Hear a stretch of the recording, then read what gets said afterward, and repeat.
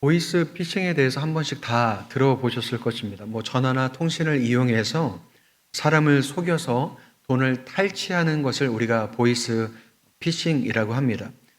예전에는 연변 사투리나 그런 억양이나 그리고 어눌함이 있어서 쉽게 구분할 수 있었고, 또 개그로 소재로 쓰일 만큼 우리가 잘 알 수 있었지만, 이제는 그런 구분을 못할 정도가 아니라 개인을 넘어서 가족의 정보까지도 범죄에 이용하기 때문에 안 속을 수가 없는 정도가 돼버리고 말았습니다. 그래서 보이스 피싱 문자가 가족 핸드폰의 번호로 이제 오기 때문에 안 속을 수가 없고, 은행이랑 똑같은 사이트나 어플을 만들어서 거기에 비밀번호와 인증서 비밀번호를 입력하면 그것을 그대로 가로채서 안 당할 수 없도록 이렇게 날이 갈수록 교묘해진다라는 거죠. 그런데 모든 사기가 그렇겠지만 진짜 그럴듯하다는 것입니다. 사실인지 아닌지를 구분하기가 어렵다는 거죠. 그렇기 때문에 이제는 부족한 사람이 범죄의 대상이 되는 것이 아니라 그 수법을 제대로 알지 못하면 아무리 똑똑하고 현명하다고 해도 범죄의 대상이 될 수밖에 없다라는 거죠. 그런데 오늘 본문에 나온 뱀의 수법도 여러분 동일하다는 것입니다. 에덴 동산에서 뱀이 여자에게 뭐라고 말하나요? 하나님께서 진짜로 동산 모든 나무의 열매를 먹지 말라고 했냐고 물어봅니다. 물어보는 이유가 무엇일까요? 대답을 통해서 그 여자가 하나님의 말씀을 얼마나 제대로 알고 있는지를 파악해서 그 약점을 알아내기 위해서 물어보는 것입니다. 하나님께서 지으신 동물 중에 뱀이 가장 간교한 이유는 하나님께서 뱀을 그렇게 만드신 것이 아니라 뱀이 사탄의 도구로 사용되어졌기 때문에 그렇습니다. 그래서 뱀의 질문에 여자가 뭐라고 대답하나요? 동산 나무의 열매를 우리가 먹을 수도 있다. 그런데 동산 중앙에 있는 나무의 열매는 만지지도 말라고 하셨고 먹지도 말라고 하셨는데 먹으면 우리가 죽을 수도 있다고 말씀하셨다라고 대답을 하죠. 그때 뱀이 뭐라고 다시 대답하나요? 결코 너희가 죽지 않는다라고 말합니다. 오히려 선악과를 먹으면 너희 눈이 밝아져서 하나님과 같이 되고 그렇게 바뀔 것인데 하나님께서 그걸 아셔서 너에게 못 먹게 하신 것이라고 이야기를 하죠. 근데 여러분, 하나님께서 하신 말씀은 무엇인가요? 반드시 죽으리라 라고 말씀하셨습니다. 그런데 뱀은 하나님의 말씀을 정면으로 반박하고 결코 죽지 않는다는 자기의 말이 사실인 것처럼 이야기를 하죠. 그뿐인가요? 뱀은 하나님의 말씀을 왜곡해서 하나님을 의심하게 만들고 하나님을 믿지 못하게 만든다는 것입니다. 그래서 여자의 누구의 말을 듣고 누구의 말을 믿나요? 하나님의 말씀이 아니라 뱀의 이야기를 듣고 뱀의 말을 믿었다는 거죠. 여러분, 그 이유가 무엇일까요? 하나님의 말씀을 제대로 알지 못했기 때문에 그렇습니다. 반드시 죽으리라는 그 말씀을 정확히 알지 못하고 죽을 수도 있다라고 희석하고 만지지 말라는 말씀 안 하셨는데 그 만지지 말라는 말씀을 추가하고 덧보태는 순간 여러분 흔들릴 수밖에 없다는 거죠. 여러분, 더 깊게 들어가서는 하나님 말씀뿐 아니라 선악과를 금하신 하나님이 어떤 분인지를 알지 못해서 유혹에 넘어갔다는 거죠. 여러분, 만약에 여자가 하나님의 말씀을 명확하게 알았다면, 하나님이 어떤 분이신지를 온전하게 알았다면 여러분 유혹에 넘어갔을까요? 넘어가지 않았을 것입니다. 여러분, 우리도 마찬가지로 이건 안 된다는 것을 정확히 알고 있거나 그것을 얘기해 준 사람이 어떤 사람인지를 우리가 온전히 알고 있다면 여러분 최소한 사실관계라도 따져보았을 것입니다. 여러분, 하나님 말씀이 내 안에 없고 하나님이 어떤 분인지 모르면 여러분 유혹에 넘어갈 수밖에 없다는 것입니다. 그런데 여러분, 우리는 이런 위험성을 전혀 감지하지 못하고 살아간다는 거죠. 하나님 말씀 몰라도, 하나님이 어떤 분인지 몰라도 그것이 내 인생과는 크게는 상관없다라고 생각하면서 살아간다는 거죠. 왜 그럴까요? 하나님을 모르고 하나님의 말씀을 모르는 것이 어떤 결과를 초래하는지를 모르기 때문에 그렇습니다. 여러분, 어떤 결과를 초래할까요? 여러분, 하나님과 단절됩니다. 어떤 분들은 선악과를 먹는 게 오히려 사람에게 좋은 것이 아니냐라고 생각하는 분들이 있을지도 모르겠습니다. 우리가 일반적으로 알듯이 선악을 안다는 것은 선악을 구별할 수 있다는 것이고 이치에 맞게 행동할 수 있게 하는 거 아니냐.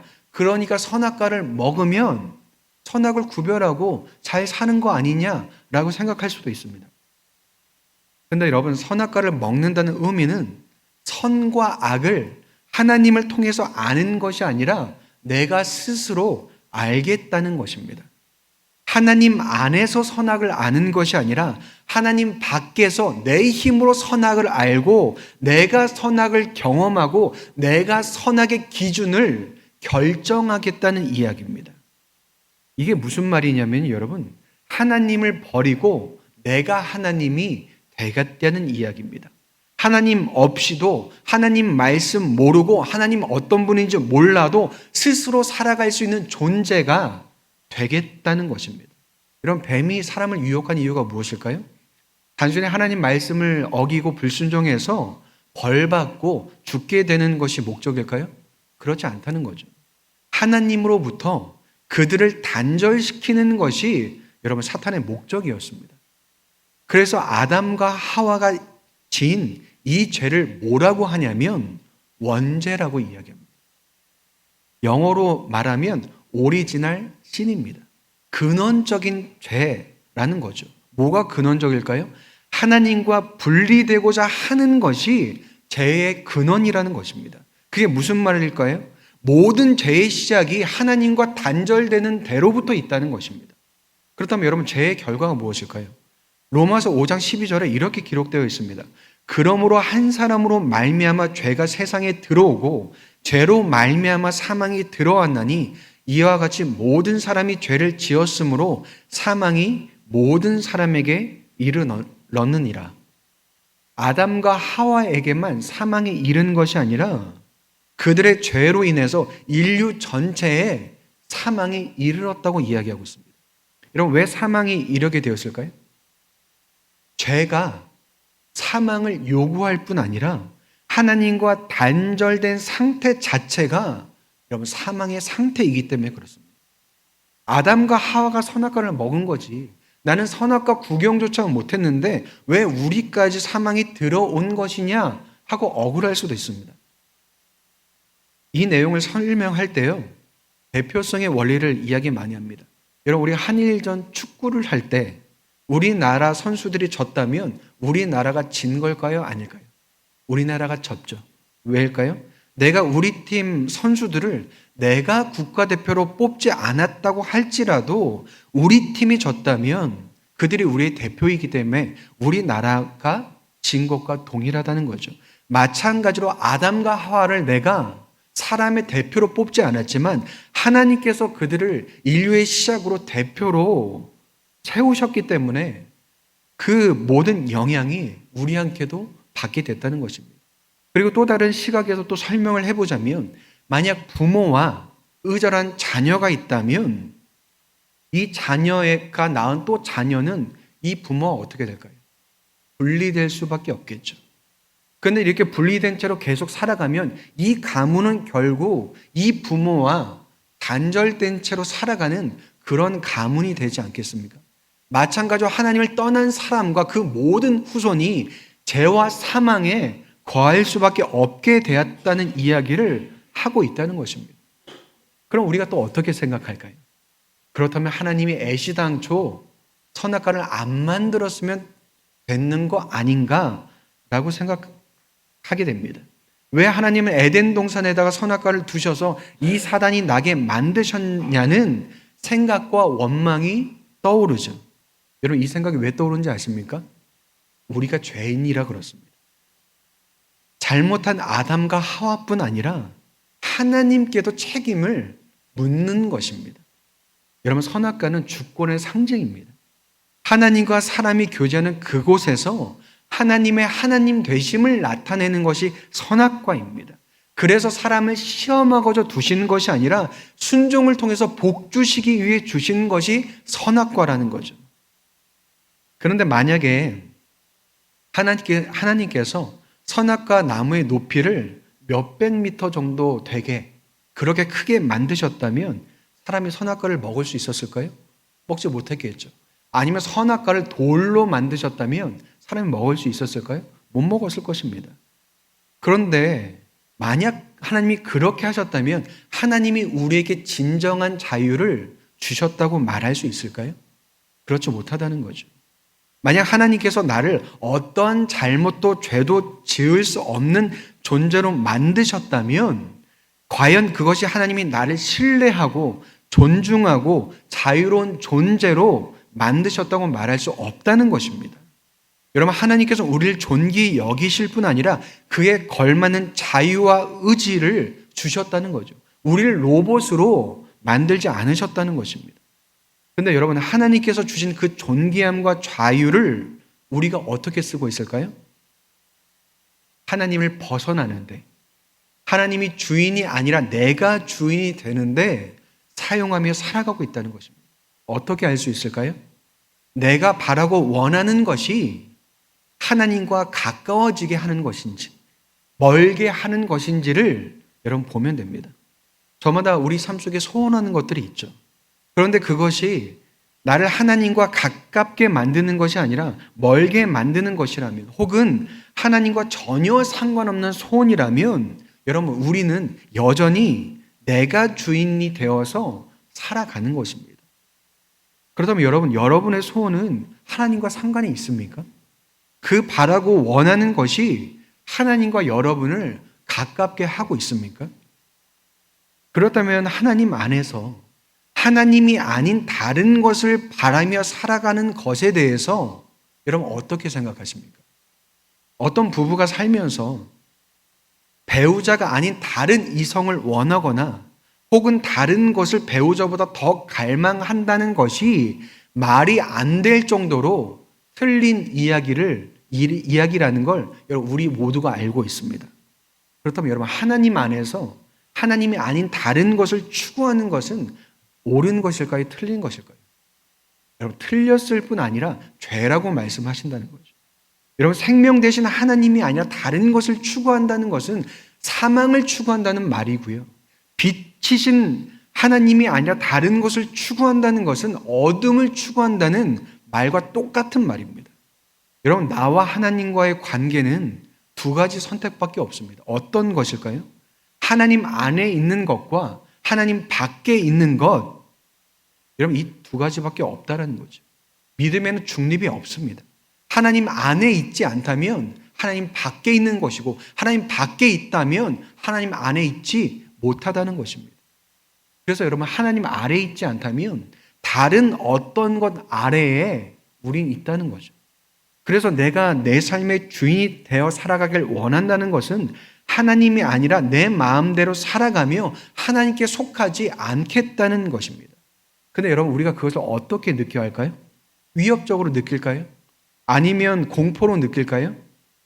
여러분, 우리는 그것을 매력적으로 느낀다는 것입니다.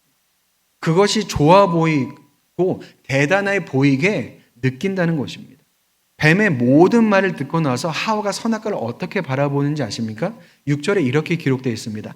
여자가 그 나무를 본즉 먹음직도 하고 보암직도 하고 지혜롭게 할 만큼 탐스럽기도 한 나무인지라 여자가 그 열매를 따먹고 자기와 함께 있는 남편에게도 주매 그도 먹은지라. 먹음직도 하고 보암직도 하고 탐스러울 뿐 아니라 그 열매를 먹고 나서 누구한테도 주나요? 남편까지 먹게 합니다.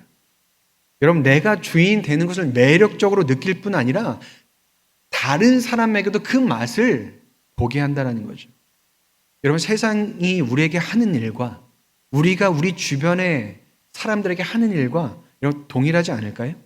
세상은 하나님이 아니라 내가 주인으로 살아가는 것이 나한테 더 유익하고 나한테 더 멋있어 보이고 나를 더 대단하게 만든다고 우리에게 속삭이고 말을 합니다.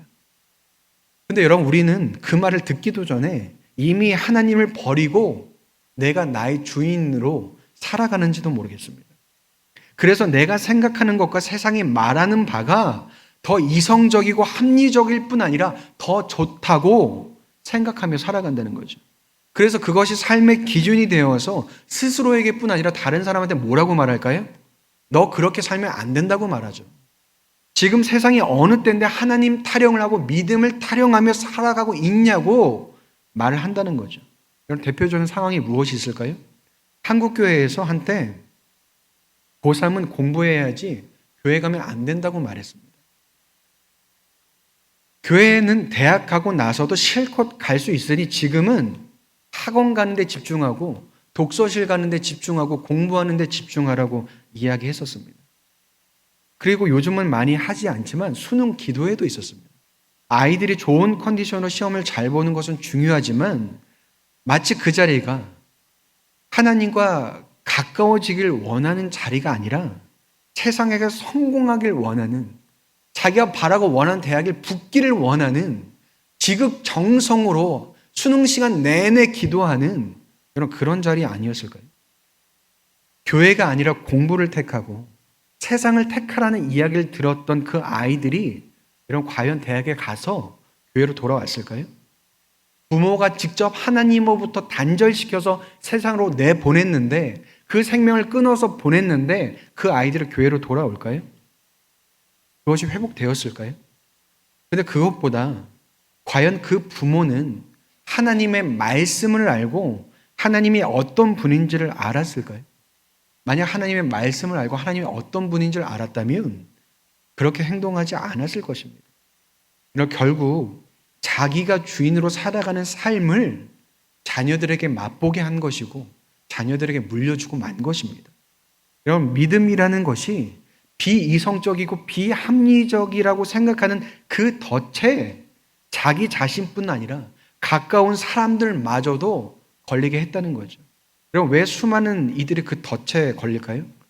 하나님이 아니라 내가 주인이 되어 사는 삶의 모습과 결과가 어떠한지 모르기 때문에 그렇다는 거죠. 여러분, 그래서 아담과 하와가 선악과를 먹었을 때 그들이 하나님과 같이 되었습니까? 그렇지 못했다는 거죠. 자기가 주인이 되어 사는 삶이 과연 유익하고 대단했을까요? 그렇지 못했다는 거죠. 선악과를 먹은 그들의 첫 반응이 무엇이었을까요? 그들 스스로 자신의 수치를 알게 되었습니다. 자신들이 벌고 벗고 있음을 알고 무화과 나뭇잎으로 치마를 엮어서 입었다고 성경이 말하고 있습니다. 그 다음의 반응은 무엇이었을까요? 하나님을 피해 숨었다고 이야기하고 있습니다. 동산의 건이는 하나님의 소리를 듣고 하나님의 얼굴을 피해 숨었다는 거죠. 자기 자신이 주인이 되고자 한 그들은 자신들의 죄와 수치로 인해 더 이상 하나님께 나아갈 수 없는 하나님을 피하는 존재들로 바뀌었다는 것입니다. 여러분, 선악과를 먹음으로써 선은 없고 죄만 있는 자신들의 수치를 보고 선하신 하나님께 나아갈 수 없게 되었다는 거죠. 여러분, 죄는 나를 수치스럽게 만들 뿐 아니라 하나님께 가까이 나가지 못하고 하나님으로부터 나를 단절시킨다는 것입니다. 여러분, 하나님을 버리고 하나님 밖에 있는 사람들의 민낯이 이러하다는 것입니다. 아무리 성공을 하고 부자가 되고 이 세상에서 모든 것을 누린다고 해도 하나님께 나아갈 수 없는 죄와 수치와 사망 속에서 살아간다는 거죠. 그리고 결국 하나님이 아닌 누구의 힘으로 살아가야 될까요? 스스로의 힘으로 자신의 삶을 감당하는 처지에 놓이게 된 것입니다. 근데 여러분, 그런 삶을 수많은 사람들이 자처한다는 거죠. 여러분, 돈 많은 사람들, 능력 있는 사람들은 이 세상에서 그들이 가진 것과 그들의 지위와 그들의 능력을 누리면서 살아갑니다. 그런데 모든 사람이 많은 돈이 있고 훌륭한 능력을 가졌을까요? 그렇지 못한 사람이 대부분입니다. 그렇다면 대부분의 사람들은 어떻게 살까요? 잘 사는 사람을 부러워하면서 하나님이 아니라 그 사람들을 바라보면서 살아간다는 거죠. 그들처럼 살고 싶어하고 그들을 닮아가고 싶어서 밤낮으로 열심히 노력하며 애쓰며 살아간다는 거죠. 그런데 그만한 노력을 할 수 없는 사람들은 어떻게 살아갈까요? 삶의 무게와 고통을 고스란히 혼자서 짊어지고 살아간다는 것입니다. 여러분, 세상에서 잘 사는 사람, 쫓아가는 사람, 짊어지고 사는 사람 중에서 잘 사는 사람 아니고서야 이 세상을 사는 것이 여러분 너무나 고되고 힘들지 않겠습니까? 그리고 잘 사는 사람들은 과연 힘듦도 없고 어려움도 없는 삶을 여러분 살아갈 수 있을까요? 여러분, 그 사람들도 고되고 힘들다는 것입니다. 하나님이 아닌 내가 주인이 된다는 건 하나님 없이 스스로 책임져야 하는 그 인생을, 그 쳇바퀴 같은 삶을 살아가겠다는 것이고, 그렇게 살다가 생을 마치겠다는 이야기입니다. 여러분, 이것이 하나님 없는 삶, 하나님으로부터 단절된 삶의 실상이고 현실이라는 거죠. 그럼에도 여전히 자신을 발견하지 못하고 하나님이 아닌 세상을 추구하는 것이 여러분 우리 각자의 모습이라는 거죠. 세상에서 노력과 책임을 헛되다고 말하는 것이 아니라 동일한 삶일지라도 하나님으로부터 단절된 삶이 잘못되었음을 여러분에게 말씀드리는 것입니다. 여러분, 진흙에 빠진 사람은 진흙이 그 몸에 묻을 수밖에 없습니다. 그 안에서 아무리 진주를 발견하고 보석을 발견했다 할지라도 그 발견한 것이 깨끗함은 아니라는 거죠. 여러분, 이 말은 세상에서 아무리 많은 것을 발견하고 찾고 누린다고 할지라도 죄와 수치와 사망으로부터 자유함을 얻은 건 아니라는 이야기입니다. 그럼에도 수많은 사람들이 진주를 찾기 위해서 그 진흙 속에서 나오지 못하는 삶을 살아가고 있다는 거죠. 그런데 그것이 여러분 내 모습이 아닐까요? 아니면 우리의 모습이 아닐까요? 그런데 그 속에 빠져 있는 우리에게 누가 찾아오셨을까요? 하나님께서 그 빠져 있는 우리에게 찾아오셨다는 것입니다. 9절에 이렇게 기록되어 있습니다. 여호와 하나님이 아담을 부르시며 그에게 이르시되 네가 어디 있느냐?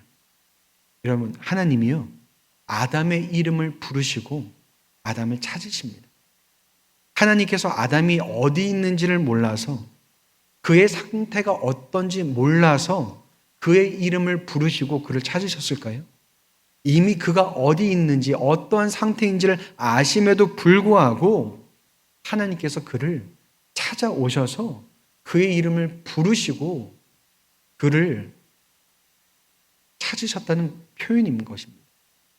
그런데 그를 찾아오신 하나님께 아담이 어떻게 반응합니까? 회개와 간구는 없고 내가 하나님의 소리를 듣고 숨었다고 말합니다. 그리고 숨은 이유는 내가 벗었기 때문이라고 대답을 하죠. 그래서 하나님께서 뭐라고 말씀하시나요? 내가 먹지 말라 명한 선악과를 먹었냐고 물어보실 때 어떻게 대답하나요? 하나님이 주신 저 여자가 나한테 선악과를 주어서 내가 먹었습니다 라고 말을 하죠. 거기에는 자신이 없다라는 거죠. 선악과를 먹은 것은 아담인데 그 탓은 자신이 아니라 하나님과 하나님께서 주신 여자에게 책임을 떠밀고 있다는 거죠. 그렇다면 하나님께서 주신 그 여자는 어떻게 대답할까요? 뱀이 나를 꿰어서 내가 그것을 먹었다라고 이야기하죠. 여러분, 우리의 모습도 그렇지 않을까요?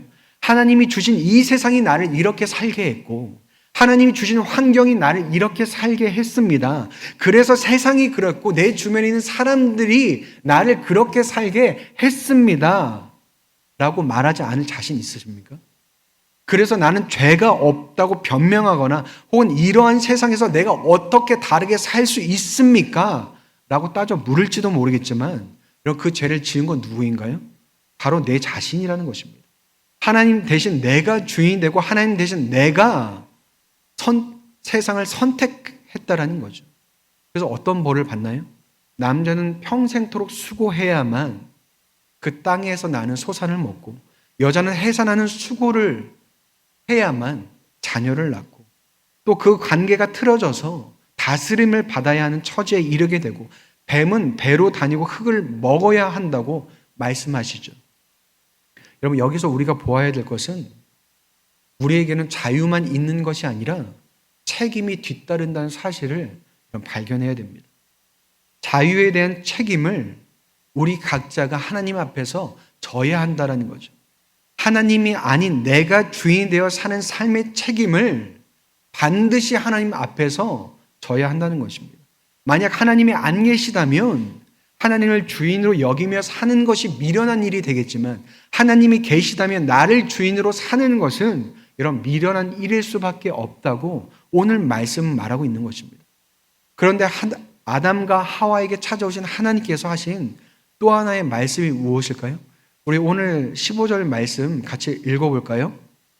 여러분, 단순하게 이 말씀을 보면요, 여자와 뱀이 싸우고 그 후손까지 대대로 원수가 된다고 생각할 수 있습니다. 아, 그래서 여자들이 뱀을 싫어하나 보다, 이렇게 생각할 수 있죠. 근데 여러분, 이 말씀은 구원의 선언이자 구원의 약속이 담겨 있는 말씀입니다. 너희는 나를 버렸지만 나는 너희를 버리지 않았다고 하시는 말씀입니다.